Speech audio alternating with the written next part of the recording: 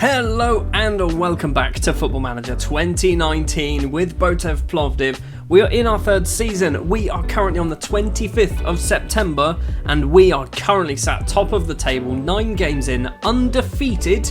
We do have a huge match today. It is second place CSKA-Sofia. 1 point separates the pair of us. It is going to be worrying if we lose this match. If we win this match, I'm thinking it's safe to say that we are probably going to win the league.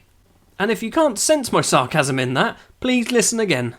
Since the last episode, we've played a number of games in multiple competitions. We started off against Ludogorets. It was a 2-0 victory here. Stanislav Shopov and Antonio Lukanovic with the 2 goals.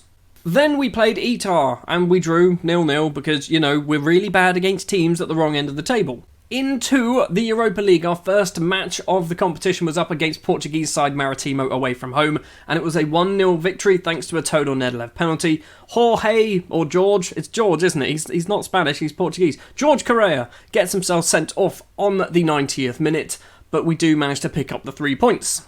Up against Sarko Salo in the league, we win this one 2-0. Amadaj, Bressel and Robert Ion with the goals. Who's Robert Ion, you ask? We'll come to him in a minute. Realised, probably should have done the transfers first. They also got a player sent off, but it didn't matter. 3 more points in the bag in this one. And then in the Bulgarian Cup first round against Dobrubsha. I think we've played these before. First or second season, something along those lines. We win 2-0. Lewis Tizzy once again getting on the score sheet. Antonio Lukanovic also scoring a goal as well. He's starting to be able to find the net, which is always good news. So yes, the transfer window has closed, and I completely forgot to mention the fact that we've done some transfer business. Yanis Pisek has gone on loan to Olympia. I think that might have happened in the last episode. Nikolai Mikhailov has gone on loan to Lokomotiv Gorna and subsequently has now damaged his kneecap and is out for 6 to 9 weeks. And Birkenabe striker / left winger Abdul Tapsoba has also left the club on loan, signing for Slavia Sofia, and already he's scored a goal for them. He scored a goal after 2 appearances. Why were you so bad for us? The first of 5 new players to join the club. That's right, we went a bit nuts and bought 5 more players. Alessio Bottaro from Roma, 19-year-old Italian central defender. He's joined the club basically as a backup option. I didn't have enough European central defenders, so I thought I'd pick up another one. He's got some potential, 2-star current ability, 4.5-star potential. He's come in for £160,000, which might be a little bit steep. Next up is Romanian striker and attacking midfielder Robert Ion, who signed from Steaua Bucharest, that's what they're called. He's coming for £700,000, which is quite a lot of money. Probably too much money. I've brought him in as basically a backup striker because a lot of our strikers, well, we've got 2 Croatian strikers and then everyone else is foreign. So Robert Ion gives us an option as a third choice striker, basically. And as you already saw, he's already scored a goal. 2-star current ability, 4-star potential. I don't think he's ever going to hit it, but he gives us another option.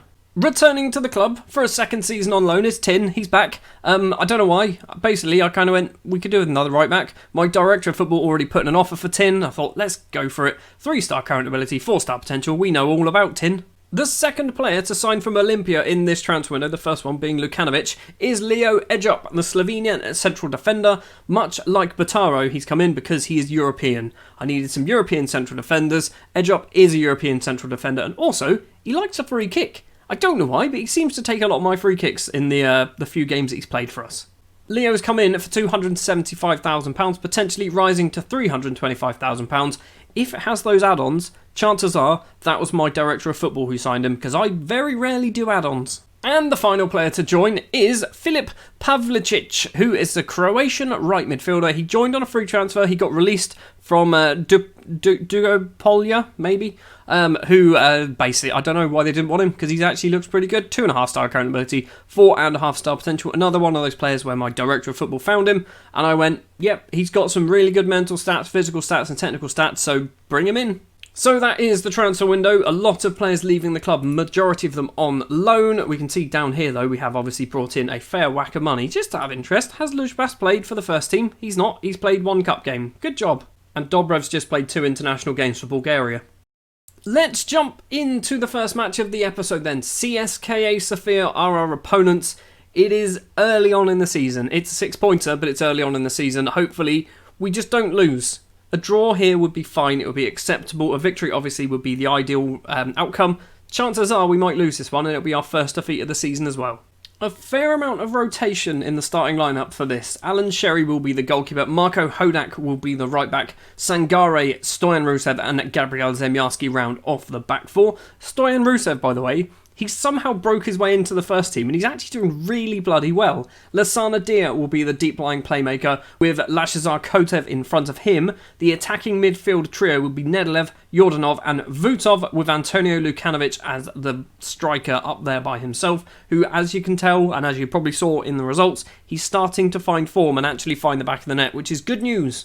I don't know how many times we played CSKA on camera, but we do often lose to them. I should have probably checked the old match pack at the start where it tells us how many times we played them and how many times we've actually lost. Just 5 minutes on the clock and Tilev heads the ball across. Alan Sherry, the goalkeeper, can easily claim the ball. So this is looking like it's going to be a Botev Plovdiv highlight. Sangare gets the ball from Dia. Where is he going to go? Back to Dia, forward now to Todor Nedelev on the right-hand side. He's just lumped the ball towards Lukanovic, who's gone one-on-one with the keeper on Antonio Lukanovic. I mentioned him earlier, he's finally started to find form, and after 5 minutes and about 15 seconds, he's put us 1-0 in front and 4 points clear at the top of the table now. Cerniauskas with the goal kick for CSK. Rodriguez doesn't get there, Dia does. Tilev, though, intercepts the ball. Now Pinto plays it back to Mattress. His name's Mattress. He's an actual mattress. Atsanov back to the bed linen store. To Thiago Rodriguez. Mattress wants to get... His name's Mattress. He's an actual mattress. Gayassi now to Gomes. Back to Gayassi. Does still get the ball. Crosses in. Rusev clears. Zemyarski gets it further. Yordanov loses out to Pinto. And now CSK once again with the ball. Bikel forward to Gomes, to Gayassi, who's gone for a curler. He's hit the bar, and Hodak can clear the ball. The guy's name's bloody Mattress. We're almost at half-time, but we've still got 5 minutes to play. Rodriguez with the ball, not 5 minutes, 1 minute to play. Tilev crosses in, Gomes is there. His header is just wide of the post. It's looking like it's going to be 1-0 at half-time, and we have not been particularly good, but we've had a lot of the ball, no real shots apart from the one goal. Half-time then, it is 1-0. Lukanovic's goal is the only difference between the two sides. We're just going to... What did you do there? I want you to step up to avoid another booking.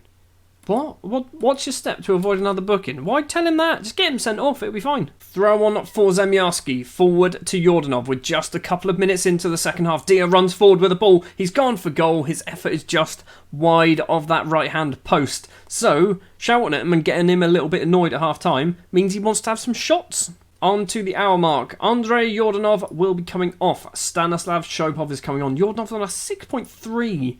Is he just bad at football? I mean, he doesn't look bad. He looks actually very good. Just doesn't seem to do very well at the moment. Vutov is going to come off as well for Bakadziev. That's all we're going to do. We've got 20 minutes to play to hold out, maybe to find a second goal. Nedelev's free kick towards the back post. Shopov is there and Bakadziev is there. It is in the back of the net. The two substitutes combining just 3 minutes after they come on the pitch. We are 2-0 up against CSKA-Sofia. We are winning the league. Start engraving the name on that trophy because it's decided. 10 games in, it's already decided. Hodak with a throw on. We've got 20 minutes to play. Shopov forward with the ball, but misplaced pass. Now Rodriguez for CSKA. Bikel forward to Gayassi. Where's he going to go? Gets tackled, but they keep the ball, and Bikel's done it again. He's scored an absolute screamer against us a couple of seasons ago, and he's done it again. It's 2-1 now. CSKA can get back into this. We've got 19 minutes to not concede. Going to demand more. We're into the final 10 minutes. Going to probably do a time-wasting sub. Cerniauskas' goal kick towards the halfway line, headed down by Bikel. It's now Tonev on the left-hand side, crosses in towards the back post. Gayassi's there, and I don't think Alan Cherry existed. I think he just phased out of existence. The ball went straight through where he used to be, and Edouard Gayassi has made it 2-2. That sucks. That really does suck. Atsanov with a throw on. Kotev, it's going to be 3, isn't it? Oh my days. We were 2-0 up. And we've thrown it away. What's happened here? Atsanov's throw-in just goes straight through everybody. Rodriguez does a slide tackle. Gayassi just has plenty of time, puts it in the bottom corner. So our defenders have gone down to 6.4s and 6.3s. We've got 5 minutes of injury time. Just going to do a demand more. We're going to do a sub. I don't know what I can really do. Other than, we're doing something exciting. Something exciting. Throw 2 up front. I mean, we're going to lose anyway, so throw 2 up front. You can move into the middle. You can... screw it. You can stay there. Right, we're going for this. Going very top heavy for the last, 5 minutes of the game. Nothing happened. There's 10 seconds left to play. Not a single highlight in the last 5 minutes with our 2 strikers and 3 attacking midfielders. We are going to lose after being 2-0 up. Bakardzev plays the ball forward. It's intercepted by Mattress. And it is going to end 3-2 against CSKA-Sofia. Put some pressure on him. Oh, it's not good. It's really not good. The full-time whistle still hasn't gone for some reason. We're 25 seconds over the 95. Sal's going to get the ball. Hodek gets there at first. The full-time whistle goes, and we have thrown that away. Absolutely thrown that away. That's going to be an aggressive team talk. You're not coming in for training tomorrow. Everyone's knackered already. We were 2-0 up after 65 minutes. And then lost 3-2. And it means we dropped down to second place in the table, our first defeat of the season. And I was so confident, I mean over the top confident, but I was so confident that we were going to win that and we were going to go 4 points clear at the top of the table. We're now 2 points behind CSKA-Sofia, Levski 3 points behind us because they dropped points against Lokomotiv Plovdiv. Well, we're going to be up in the Europa League in the next match, up against Lazio, so probably going to be another defeat. That was our first defeat in 10 matches. 10 matches! Our first defeat in 10 bloody matches. Welcome back then to match number 2 of the episode. Match number 2 of our Europa League group campaign up against Lazio. They previously played West Ham and by the looks of it, they managed to win their game 1-0 at home. We managed to beat Maritimo 1-0 away from home. A victory here would be probably unexpected, I think is the safest way to put it. The starting lineup we're going to go for then, we are back to somewhat full strength. Alan Sherry will be the goalkeeper. Marco Hodak won't be that right back. It will be Bressel, he will be the right back, with Sangare and Keita playing alongside Natanil as the left back. Grajfona and Fuseni Kamara will be the 2 central midfielders. Nedlev, Shopov, Vutov will be the attacking midfielders. And Antonio Lukanovic will be the striker. Let's not implode like we did against CSKA. Well, it's a bit of a worry that I actually recognise some of the names here in the Lazio team. I don't recognise a huge amount, which is a bit of a concern. But yeah, obviously Sergei Milinkovic-Savic he's filth. He's actually filth. I'm annoyed he's still here, actually. Why is he still here? Normally, he would have left by now. PSG apparently wants him. Jordan Lukaku, also very, very good. 27 years old now. He's getting on a bit. Their main goal threat is Alessandro Rossi, who so far has scored 2 goals in 8 games this season, or 4 and 4 off the bench. So he's not exactly the best goal scorer, but he's probably just as good as ours.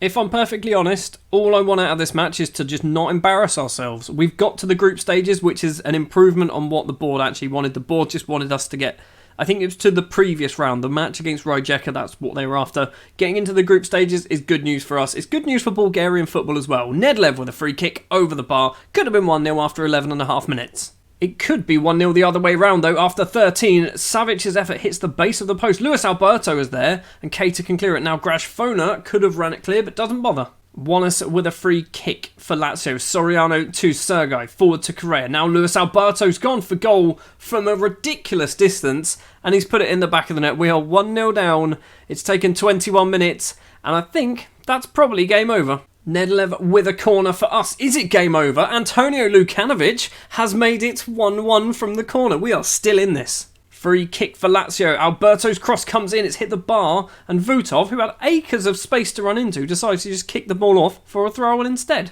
Throw on for Lukaku to take. Nedlev's going to get the ball. No, he doesn't. Correa does. Now Alberto back to Lukaku. Now Acerbi to Sergei. Plays it across to Wallace. Lazio passing the ball around at the back. Long ball upfield. Sangare heads forward. Grajfona a little bit further. Shopov to Nedlev. He plays it across to Shopov, who takes a touch and places it so delicately into that bottom corner. We've now taken the lead against Lazio. We top our Europa League group. What is happening here? Why did we not do this against CSK? Oh wait, we did and we threw it away. Half time, it is 2-1 to Botev Plovdiv against Lazio in the Europa League group stage. That is ridiculous. Elsewhere, West Ham are beating Maritimo 1-0 thanks to a, what was it? Is it a Mark Noble goal? I think it was Mark Noble goal. It was a Mark Noble penalty, there you go. No changes at half time, although Bressel is on a 6.5 and I think that's because Luis Alberto is running rings round him. Free kick for Luis Alberto. Sherry makes a save and Grajfona can get the ball clear. Lazio are having a lot of chances. They're a lot better than our chances, but so far we are keeping them at bay apart from the one goal. Charles Cater forward to Nathaniel. Back to Charles Cater, the Ivorian. He's going to have to play all the way back to Alan Sherry. Now Sangare. What's he going to do? Back to Sherry? What are we doing? There we go. I mean, just getting the ball clear sometimes is probably the best thing to do. Luis Alberto to Lukaku. Down the left-hand side. Crosses in at the back post is João Mario. It is 2-2 and Lazio are back into this game. Bressel's dropped down to a 6.3. Sangare's dropped to a 6.5 and Vutov has now taken a knock. So we're going to bring off Vutov for Tizzy. Tizzy's coming on, the goal-scoring wonder. Bressel's coming off for Hodak. Sangare's coming off for Bosnowitz. All of our subs on 65 minutes. What is the worst that can happen? Hodak with a throw. Shopov back to Hodak, who's got some space. Crosses in. It's Kamara, but he has to badly control it for some reason. Hodak back to Grajfona. He's gone across to Shopov, who's gone for goal. He's hit the bar. And Lazio have cleared the ball off for a corner. I have just realised Fuseni Kamara should have only played 45 minutes in this match. Nedlev's corner comes in. It's gone all the way through. It's going to be a free kick. Bosnowitz pushes over Savic, who then goes and gets himself subbed. No, he doesn't. He's been moved to central defence. Nathaniel with a free kick for us. There's 15 minutes to play. Kamara to Grajfona. Forward to Stanislav Shopov. He needs an option. He's going alone. He's stopped in the area. He's gone for goal. He went for a little dink over the keeper and it's easily saved.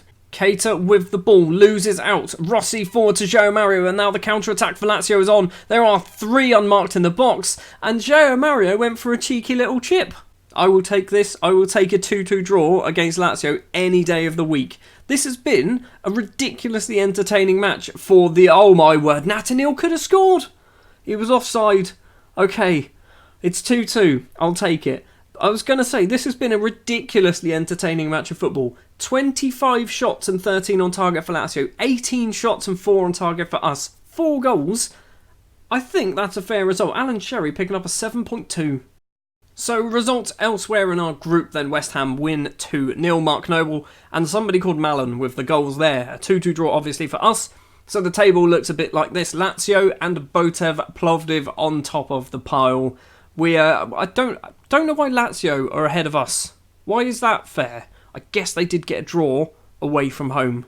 So kind of makes sense. West Ham in third place somewhat, not unfairly, but they'd feel a bit hard done by after getting their first victory. And Maritimo rooted to the bottom of the group. That is going to do it then for this episode. Next episode, what we're probably going to do is we're going to do CSKA-Sofia and then West Ham. So we're going to miss out in the middle. Lokomotiv Gorna, Dunav, a West Ham match in the Europa League, and a couple of matches against Lokomotiv Plovdiv.